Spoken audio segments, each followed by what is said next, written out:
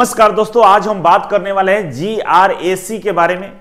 ये ship building company है, मतलब बड़े बड़े जो शिप होते हैं ना उसको ये बनाती है, पानी वाली जहाजें। और ये PSU कंपनी है और मिनी रत्ना 1 के कैटेगरी में आती है। इसको ऑपरेट किया जाता है मिनिस्ट्री ऑफ डिफेंस की तरफ से।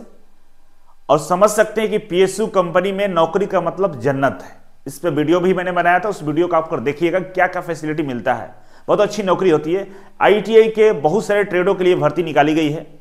अगर आप इस तरह के भर्ती का तैयारी करना चाहते हैं, अगर आप ITI किए हैं और ITI के बाद सरकारी नौकरी का तैयारी करना चाहते हैं, रेलवे का भी भर्ती आ गया है, तो तमाम भर्तियां एक साथ आ गई है, तो आप रेलवे के कोर्स को परचेज कर सकते हैं, फुल कोर्स को। और उस फुल कोर्स के माध्यम से GRAC का भी तैयारी हो जाएगा, PSU का भी हो जाएगा, मेट्रो का भी हो जाएगा और रेलवे का भी हो जाएगा साथ में। तो इस तरह के कोर्स का चुनाव करें जिससे सबका तैयारी एक साथ हो जाए। तो हम टाइम ज्यादा वेस्ट नहीं करेंगे, सीधे चलते हैं जो भर्ती निकाली गई है उस वेबसाइट पे। तो ये रहा इसका official website, garden research ship builders and engineers limited, ठीक है। और ये इसका ऑफिशियल वेबसाइट पर आप देखेंगे तो कंपनी के बारे में सारा चीज लिखा हुआ है, ठीक है। बाकी रिसर्च आप कर लेंगे। करना क्या है, गूगल में सर्च करना है GRAC.in, ठीक है, सर्च कीजिएगा तो ये कंपनी आपके सामने, कंपनी का वेबसाइट ओपन हो जाएगा। और यहां पे है कैरियर, ये कैरियर है, कैरियर पर क्लिक कर लीजिएगा। तो जैसे आप कैरियर पर क्लिक करेंगे तो आपके सामने एक नया पेज ओपन हो जाएगा। और इस पेज पे आएंगे तो फर्स्ट वाला जो है ना, सबसे ऊपर ही opening date for online registration, एक 20 जनवरी से इसका ऑनलाइन रजिस्ट्रेशन शुरू हो गया है। और इसका जो लास्ट डेट है 19 फरवरी है, ठीक है। अब इसका नोटिफिकेशन को यहां इंग्लिश में डाउनलोड कर सकते हैं। ऊपर वाला फुल डिटेल्स नोटिफिकेशन है और शॉर्ट नोटिफिकेशन भी है, ठीक है। तो डिटेल्स वाला डाउनलोड कर लीजिएगा। ऊपर वाला लास्ट डेट याद रखिएगा 19 फरवरी है। यहां से अप्लाई ऑनलाइन का लिंक दिया हुआ है। अप्लाई ऑनलाइन के लिंक पर क्लिक करके इस फॉर्म को आप फिलअप कर सकते हैं, ठीक है। और फिलअप करने के लिए कोई बड़ी चीज नहीं है, आप इसको क्लिक करके देख लीजिएगा कैसे अप्लाई करना है, कर लीजिएगा। दिक्कत होगा कमेंट बॉक्स में कमेंट कीजिएगा। अब इसके नोटिफिकेशन को हम डाउनलोड कर लिए हैं, तो चलते हैं नोटिफिकेशन को ओपन करते हैं। तो मेरे सामने इसका नोटिफिकेशन ओपन हो चुका है, आप देख सकते हैं। और इस नोटिफिकेशन में जो चीजें लिखी गई है उसके अनुसार आपको हम बताने वाले हैं कि इसमें सीटों की संख्या कितनी है, कौन कौन से ट्रेड वाले अप्लाई कर सकते हैं, ठीक है। तो चलिए शुरू करते हैं, आप भी डाउनलोड कर लेना। सबसे हम पहले बात करेंगे सीटों की संख्या के लिए कि कौन कौन से पद यहां पर निकाला गया है, ठीक है। A नंबर दिया हुआ है और स्ट्रक्चरल फिटर का है। टोटल पोस्टों की संख्या 5 है। और इसमें जो ट्रेड मांगा है तो 10वीं पास होना चाहिए, ठीक है ना। साथ में NAC नेशनल अप्रेंटिस सर्टिफिकेट या NTC नेशनल ट्रेड सर्टिफिकेट, मतलब अगर अप्रेंटिसशिप है तो भी चलेगा, नहीं है तो भी चलेगा, दोनों में से कोई एक है तो भी चलेगा। तो अगर आपने ITI किया 10वीं के बाद, अगर आपने ITI किया फिटर से, तो फॉर्म को अप्लाई कर सकते हैं। या फैब्रिकेशन वाला भी अप्लाई कर सकता है, सीट मेटल वर्कर वाला भी अप्लाई कर सकता है, ठीक है ना। तो ये 3 ट्रेड वाले इसमें अप्लाई कर सकते हैं। नेक्स्ट है B नंबर पे जर्नीमैन फिटर, इसमें 4 सीट है, ठीक है ना। और इसमें भी 10वीं के बाद ITI मांगा है या अप्रेंटिसशिप मांगा है। तो फिटर वाले भर सकते हैं, वेपन्स फिटर वाले भर सकते हैं और MMTM वाले भर सकते हैं, ठीक है। फिर वेल्डर का है, इसमें भी 5 सीट है। वेल्डर के लिए यहां पर दिया है 10th पास होना चाहिए। और आपको आपका जो ट्रेड है वेल्डर का होना चाहिए, या वेल्डर में गैस एंड इलेक्ट्रिक वेल्डर होता है उसका भी होना चाहिए, TIG MIG वेल्डर होना चाहिए, या वेल्डर GMMW वाला होना चाहिए। मतलब वेल्डर का अलग अलग ये ट्रेड लिखा हुआ है, ठीक है ना। लेकिन ये सारे वेल्डर से अगर आपने ITI कर लिया है तो अप्लाई कर सकते हैं।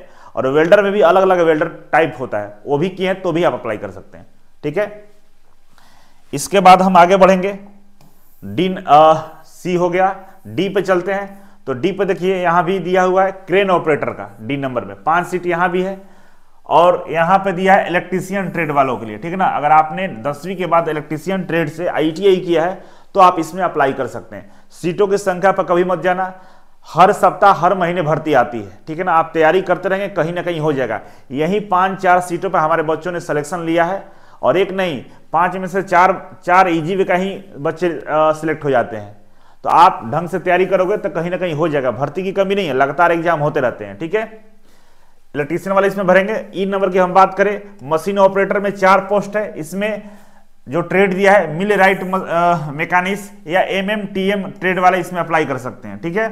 नेक्स्ट है मशीनिस्ट के लिए 4 पद है। और इसमें मशीनिस्ट टर्नर और मशीनिस्ट ग्रिंडर, ये तीनों ट्रेड इसमें अप्लाई कर सकता है 10वीं के बाद अगर आपने किया है तो।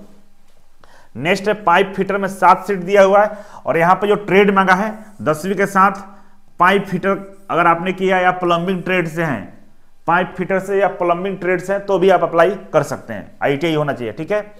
इसके बाद रीगर का दिया हुआ है, रीगर के लिए 5 सीट है, और यहाँ पर बोला है कि भाई रीगर ट्रेड से या कारपेंटर ट्रेड से अगर आपने ITI किया है तो भी आप इसमें अप्लाई कर सकते हैं, ठीक है।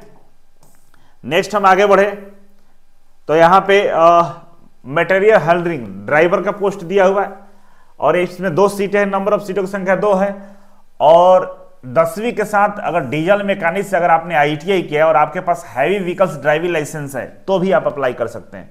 मतलब 10वीं पास है डीजल मैकेनिक से और आपके पास हैवी ड्राइविंग लाइसेंस है तो आप इस पोस्ट में अप्लाई कर सकते हैं। इलेक्ट्रॉनिक्स मैकेनिक्स के लिए 2 पद है, और यहाँ पे इलेक्ट्रॉनिक्स मैकेनिक्स अगर आपने ITI किया है तो भी अप्लाई कर सकते हैं। डीजल मैकेनिक्स के लिए एक और आ गया जिसमें 7 सीट है, इसमें ओनली डीजल मैकेनिक्स अगर आपने ITI किया है तो अप्लाई कर सकते हैं, इसमें लाइसेंस की कोई जरूरत नहीं है, डीजल वाला इसमें अप्लाई कर सकते हैं।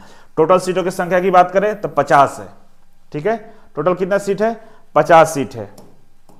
बात करें तो यहाँ पे चौथे नंबर पे एज दिया हुआ है, एज में मैक्सिमम एज 26 साल होना चाहिए, ठीक है। और ये जो डेट है मतलब 1 जनवरी 2024 को 26 साल होना चाहिए। और एज में छूट भी मिलेगा आपको, अगर आप OBC से हैं तो 3 साल मिलेगा, SC ST से हैं तो आपको 5 साल एज में छूट दिया जाएगा। बाकी आप हैंडीकैप है तो हैंडीकैप के लिए अलग से यहाँ पे दिया हुआ, देख लीजिएगा आप लोग। इसके बाद हम आगे बढ़ेंगे तो यहाँ पर दिया है सैलरी, ठीक है ना। फर्स्ट ईयर में आपको 24,000 पर मंथ मिलेगा, और सेकेंड ईयर ट्रेनिंग पीरियड है 26,000 मिलेगा, मतलब 2 साल का ट्रेनिंग होगा। पहला साल आपको 24,000 और दूसरे साल 26,000 रुपये मिलेगा, ठीक है ना। 2 साल का यहाँ पे ट्रेनिंग मिलने वाला है। अब जैसे ट्रेनिंग कंप्लीट होगा तो आपको बहुत सारा चीज़ें जोड़कर लगभग 35 से 40,000 रुपये आपको पर मंथ के हिसाब से दिया जाएगा। इसके बाद आगे दिया है ट्रेनिंग एंड मल्टी स्किलिंग, ठीक है। अब मल्टी स्किलिंग का मतलब ये होता है कि बहुत सारा चीज़ का जानकारी रखना हो, क्योंकि शिप यार्ड है ना, शिप पे काम करना, तो ऐसे ऐसे बहुत सारी इमरजेंसी सर्विसेज आ जाती है जिसको करना होता है, तो सारा चीज़ें इसमें लिखा हुआ है। और यहाँ पे एक रेंज दिया है 19,000 से लेकर 69,650 रुपया, ठीक है। आप इसे पढ़ लेना, थोड़ा सा वीडियो लंबा होगा इस वजह से हम नहीं पढ़ रहे हैं, ठीक है। आगे बढ़ते जा रहे हैं। सिलेक्शन प्रोसीजर की बात करें, सिलेक्शन कैसे होगा तो यहाँ पे लिखा है कि in large number of application are received the company may be resort to shortlisting of candidate. बोल रहा है कि अगर ज्यादा एप्लीकेशन आएंगे तो उसको हम शॉर्टलिस्टेड कर लेंगे पहले ही, ठीक है। इसके बाद बोला है कि for candidate having NSC only, national apprenticeship certificate केवल किसी के पास है तो mark scored in AITT under ATS examination, ठीक है, leading to NSC will be considered, ठीक है। बोल रहा है कि जिसके पास केवल NSC है तो उनका मार्क्स AITT जो एग्जाम हुआ था उसके अनुसार हम उसका मार्क्स लेंगे, ठीक है। For candidate having NTC only, ठीक है, जिसके पास केवल NTC है और बोथ NSC और NTC, तो उनका जो मार्क्स कंसिडर किया जाएगा वो CTS वाला किया जाएगा, ठीक है। CTS वाला मतलब जो आपका ITI का एग्जाम होता है उसके बारे में बोल रहा है, ठीक है। बी बोला कि the method of selection will be based on written test followed by practical test. बोला कि हम ये तो शॉर्टलिस्टिंग के लिए बोला है। दूसरा बोल रहा है कि हम क्या करेंगे कि रिटन एग्जाम लेंगे, और रिटन एग्जाम पास करने वालों को हम फिर प्रैक्टिकल टेस्ट लेंगे, मतलब स्किल टेस्ट लेंगे, और जो प्रैक्टिकल पास करेगा उसको रिटन एग्जाम के बेस पे आपका मेरिट लिस्ट बनाया जाएगा, ठीक है। ऐसा इसमें लिखा हुआ है। रिटन टेस्ट के बारे में यहाँ पे लिखा हुआ है कि pen and paper based test with OMR answer sheet will be held on Kolkata and Ranchi. बोला कि जो हम टेस्ट लेने वाले हैं ऑफलाइन टेस्ट लेंगे, OMR शीट मिलेगा, उस पर आपको टेस्ट लिया जाएगा और उसके अनुसार हम आपका रिजल्ट जारी करेंगे, और ये जो टेस्ट होगा केवल कोलकाता और रांची में होगा, ठीक है।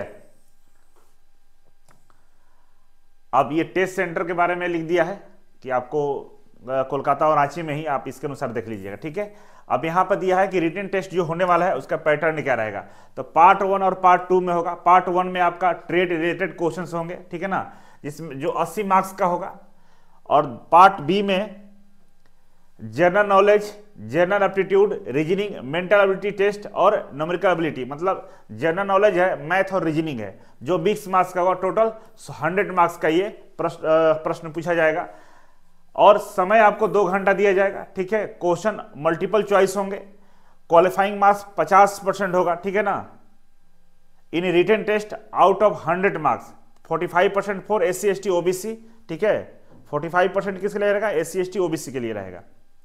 तो यहाँ पे दिया हुआ है, अब इसके अनुसार आप लोग अपना देख लीजिएगा। नेक्स्ट हम बात करें सिलेबस का प्रैक्टिकल टेस्ट के लिए, तो प्रैक्टिकल टेस्ट के लिए बोला कि ट्रेड टेस्ट होगा, मतलब प्रैक्टिकल टेस्ट होगा। स्किल टेस्ट की बात करें तो केवल क्वालिफाई करना होगा, ठीक है। अब यहाँ पे और भी डिटेल्स में बहुत सारी चीजें लिखी गई है जो आप लोगों को पढ़ के आप समझ सकते हैं, ठीक ना। ऑनलाइन एप्लीकेशन को अप्लाई करना है, ये सारी चीजें इसमें लिखा हुआ है। बाकी आप सारा इंफॉर्मेशन पढ़ के समझ सकते हैं। कहीं डाउट आएगा तो कमेंट बॉक्स में कमेंट कर लीजिएगा।